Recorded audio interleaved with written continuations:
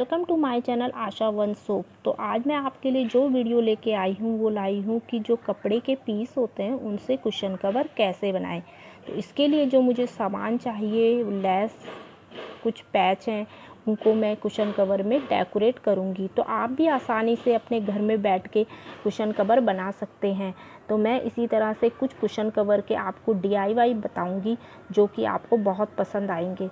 तो कुछ ज़्यादा ना कुछ बोलते हुए वीडियो स्टार्ट करते हैं।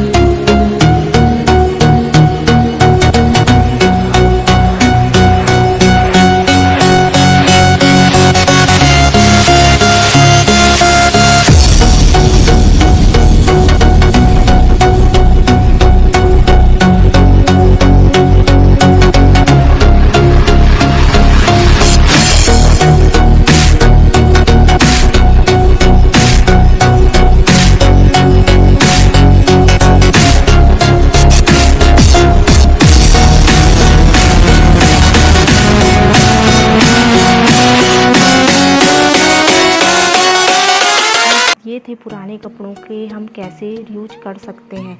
ये बहुत आसान से DIY है। अगर आपको वीडियो पसंद आया तो प्लीज़ लाइक कीजिए, सब्सक्राइब कीजिए और कमेंट्स बॉक्स में अपने कमेंट्स लिख के भेजिए और अपने रिश्तेदारों के साथ, दोस्तों के साथ प्लीज़ शेयर कीजिए। फ्रेंड्स, नए वीडियो में मिलेंगे। Take care, bye.